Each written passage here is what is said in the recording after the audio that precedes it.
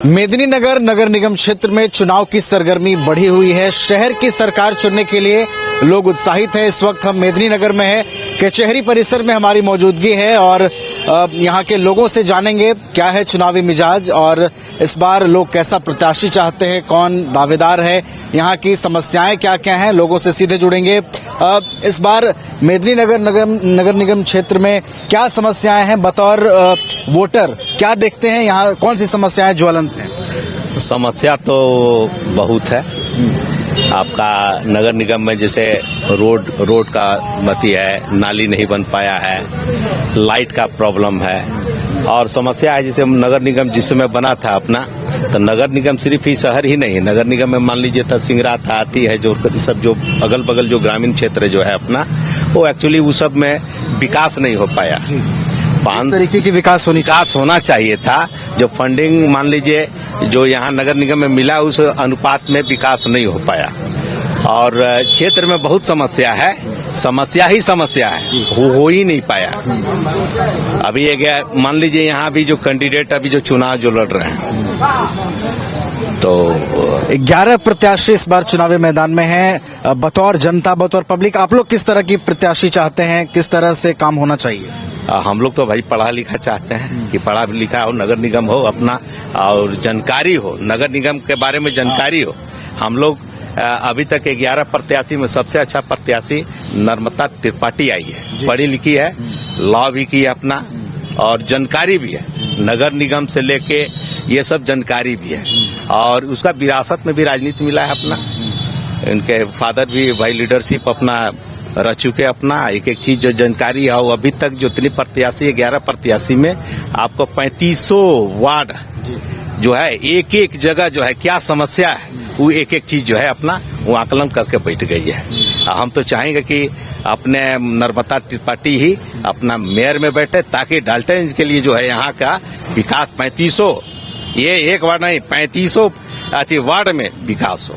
चलिए, तो कुछ और भी लोग हमारे साथ हैं। दादा, आपको क्या इस बार माहौल दिखाई दे रहा है? क्या यहाँ की समस्याएं हैं जो दूर करना चाहिए? पानी की दिक्कत है, बस पानी है, नाली है, रोड है, सारा समस्या है, स्ट्रीट लाइट है, ये सारे समस्याएं हैं। दूसरा चीज ट्रैफिक का समस्या यहाँ बहुत ज्यादा है। जो आज 200 साल पहले का टाउन है, आज भी आबादी 100 गुना बढ़ गया, लेकिन आज भी यहाँ पर कोई स्ट्रक्चर में जो रोड का जो है ट्रैफिक मैनेज नहीं हो पाता है। जहाँ भी जाओ वहाँ पर जाम लगा मिलेगा आपको। ये सब समस्या जो है, अब पढ़ा लिखा और बाकी चीजें है, सारा चीज हो, अच्छे उम्मीदवार आए जो कि इस चीज का मूलभूत समस्याओं का निवारण करें। अच्छा, 11 प्रत्याशी इस बार चुनावी मैदान में हैं। पढ़े लिखे उम्मीदवार भी हैं, समाज सेवी भी हैं, बीजेपी समर्थित उम्मीदवार हैं, जेएमएम समर्थित उम्मीदवार हैं। आप किस तरीके से देखते हैं तमाम दावेदारी? भाई इसमें तो देखिए कि पुराने लोग को तो देख चुका है आदमी, अब बदलाव के लिए सोच रहा है। अब जिसमें कि कभी नई पढ़ी लिखी लड़की नर्मदा त्रिपाठी जो है, वो इस चीज को अब देखते हैं उनको लाके कि आगे क्या कर सकती हैं। चलिए, तो युवा प्रत्याशी के पक्ष में समर्थन दिखाई दे रहा है। आपको क्या लगता है, क्या समस्याएं हैं जो दूर होनी चाहिए इस बार अगर कोई भी प्रत्याशी जीत कर आते हैं तो? देखिए, मूलभूत समस्या है पानी का 15 साल से, और मैं इसे आज तक कोई दूर नहीं कर पाया। नहीं, सिर्फ प्रत्याशी ही नहीं, यहाँ के उपायुक्त पलामू जो सरकार में लोग रहते हैं वो भी दोषीवार हैं। आखिर इतना बड़ा समस्या, एक परशुराम ओझा थे जो बाल्टी में पानी लेकर के पूरे डाल्टन में पहुंचाते थे। अगर सम्मान कुछ हल्का फुल्का भी अगर किसी के नजर में है तो परशुराम ओझा जितना पानी के लिए कष्ट किए हैं उतना कोई नहीं कष्ट किया है। आज 1350 करोड़ रुपया हमारे इस नगर निगम क्षेत्र में खर्चा हो गया, ना कहीं ओवरफ्लाई बना। यहीं देखिएगा, यहाँ रेलवे क्रॉसिंग के पास आधा घंटा जाम लग गया, जबकि 3 डॉक्टर हैं इस जगह। कोई मरीज के लिए जा रहा है तो समझिए कि मतलब वह तो आदमी मैंने अपना मरीज के साथ तो दुर्व्यवहार कर दिया है। और 81 लोगों को वोट देने के बाद उन लोग नहीं समझ पाते हैं कि जनता क्या क्या मजबूरी है। से आप गरीब गुरबा जो ओरिजिनल जो मतलब राजनीतिक है, जो जेस्चर है, जो लोगों के बीच दिन रात रह करके मेहनत करके उनका सुख दुख देखा है, अगर उस आदमी को आप अगर आगे बढ़ाते हैं तो आप सुख भोगिएगा।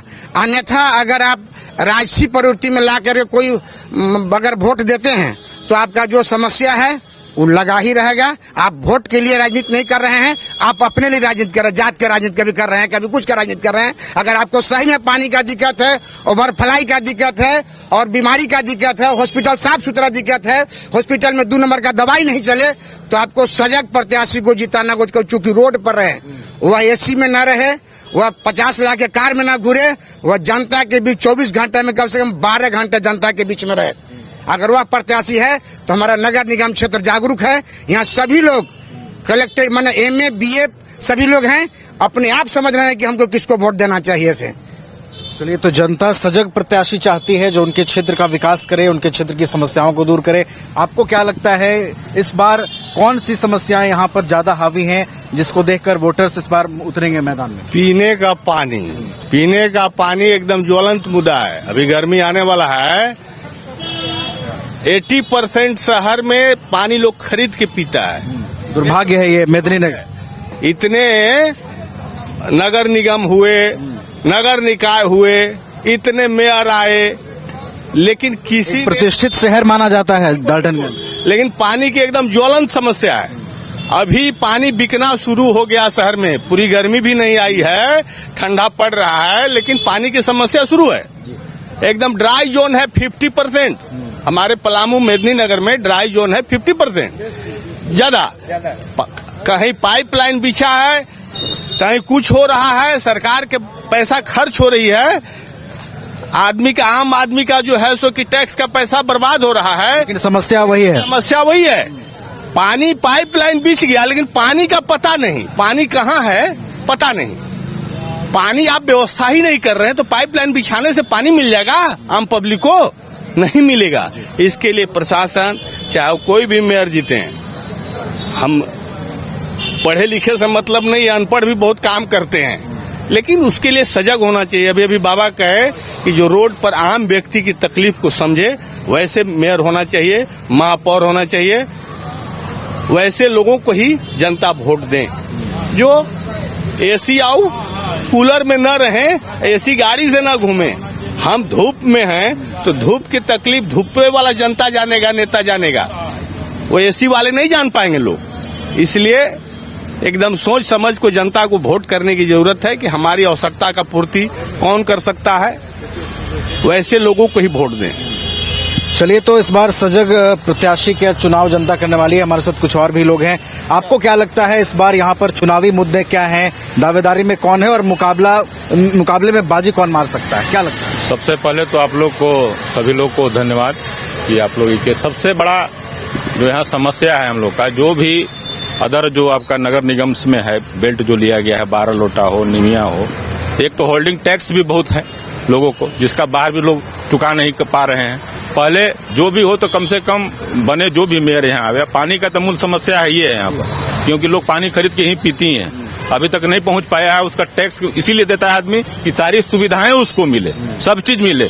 कहीं कहीं रोड मान लीजिए लोग बना है हल्का फुल्का, मगर वो भी उस तरह का नहीं बना है। तो हम लोग चाहते हैं कि भाई ऐसा यहाँ आदमी उम्मीदवार रहे कि जो अपना यहाँ पर भय वातावरण, स्वच्छ पानी, ये सब उपलब्ध कराए लोगों को। वैसे हम लोग मेयर को यहाँ बैठाने का काम करेंगे। चलिए, तो जनता की उम्मीदें हैं और उन उम्मीदों के साथ इस बार चुनाव जो है वो संपन्न होंगे।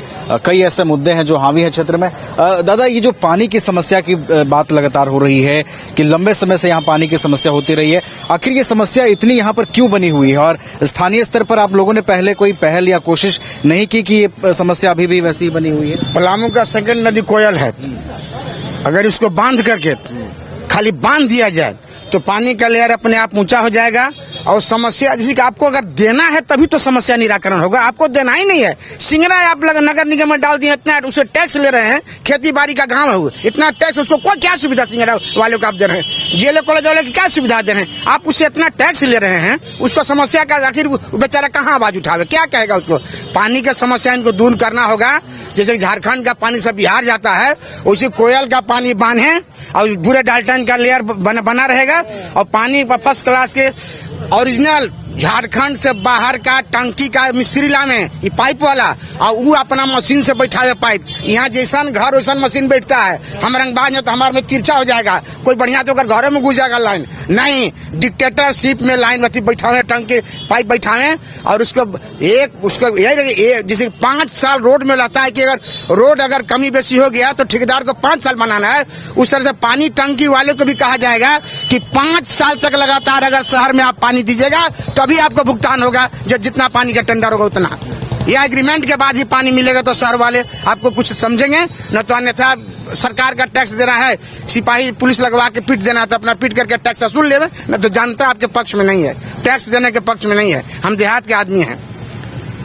चलिए, तो जनता टैक्स नहीं देगी, स्थानीय स्तर पर ही पहल करके समस्या का समाधान किया जा सकता है। इन्होंने बताया कि यहाँ की जो कोयल नदी है, जो राज्य की एक प्रसिद्ध नदी मानी जाती है, यही स्थानीय स्तर पर अगर प्रशासन सही ढंग से पहल करे तो समस्या का निदान हो सकता है। अब उसका है ना कि वही एक डैम टाइप का बना के जो पानी कम से कम 10-20 फीट रुके और बाकी बहता भी रहे, पूरा कोयल बांधना नहीं है, पानी निरंतर बहता भी रहे। और उस हिसाब से यहाँ का पानी के जल स्तर जब ऊंचा हो जाएगा और पानी का समस्या जब नल का सुव्यवस्थित व्यवस्था करके और जब पब्लिक को सप्लाई करेगा तो सारा समस्या निदान होगा। अब वो जो करना ही नहीं चाहते हैं, समस्या को बनाए रखना चाहते हैं, सिर्फ वोट के समय खाली लेने के समय लाके अच्छे वादा करेंगे लेकिन जमीन पर वो उतारेंगे नहीं। चलिए, तो वादे अब तक जमीन पर नहीं उतर पाए हैं और उन वादों को अगर जमीन पर उतारा जाए तो मेदिनीनगर में पानी की जो समस्या लंबे समय से बनी हुई है उससे लोगों को निजात मिल सकती है। और स्थानीय स्तर पर ही, जैसा कि यहाँ के लोग बता रहे हैं, स्थानीय स्तर पर ही अगर सही ढंग से समायोजित ढंग से पहल की जाए तो पानी की समस्या से यहाँ के लोगों को निजात मिल सकती है। हमारे साथ पलामू सहयोगी विनोद सिंह भी हमारे साथ जुड़े हुए हैं। विनोद जी, लगातार हम अलग अलग क्षेत्रों में जा रहे हैं, अलग अलग प्रत्याशियों से भी हमने बात की है। यहाँ का चुनावी मुकाबला इस बार काफी दिलचस्प बताया जा रहा है। बताइए, कितने कैंडिडेट्स यहाँ पर चुनावी मैदान में, क्या डेटा कह रहा है इस बार? नवीन जी, बता दें कि सबसे पहले मेदिनीनगर नगर निगम में यहाँ कुल 11 प्रत्याशी हैं और 11 प्रत्याशी अपने फुल दावेदारी कर रहे हैं कि चुनाव इस बार हम ही जीत रहे हैं। और यहाँ लगभग 1,29,000 समथिंग यहाँ मतदाता हैं। लोगों का रुझान है काफी, सभी प्रत्याशी अपने में क्षेत्र में भ्रमण भी कर रहे हैं, लोगों की कई समस्या को सामना भी कर रहे हैं, कई प्रत्याशियों को गाली का भी सामना करना पड़ रहा है। लेकिन यहाँ के लोगों का कहना सबसे ज्वलंत समस्या है जो पानी, जो कई वर्षों से यहाँ लंबित पड़ी हुई है। फेज 1 फेज 2 भी चला हुआ है, अभी सब लगातार काम भी हो रहे हैं और कई प्रत्याशी अपने दावेदारी भी कर रहे हैं कि इस बार हम जो चुनाव जीतेंगे तो मेरा जो पिछले जो काम छूटा हुआ उसको हम पूरा करेंगे। और सभी लगातार जनसंपर्क अभियान करने के बाद सभी लोग अपने दावेदारी ठोक रहे हैं कि इस बार का चुनाव हम जीत रहे हैं। चलिए, तो चुनावी मुकाबला यहाँ पर दिलचस्प है। हमने लोगों की राय भी जानी है। पानी एक बड़ी समस्या है जिसे जो भी प्रत्याशी अगर जीत कर आते हैं तो उनके लिए एक बड़ी चुनौती होगी कि ये जो ज्वलंत समस्या है उसको कैसे दूर किया जाए। वीडियो जर्नलिस्ट राज बल्लम और पलामू सहयोगी विनोद सिंह के साथ मैं नवीन गुप्ता, न्यूज बाइस्कोप, मेदिनीनगर।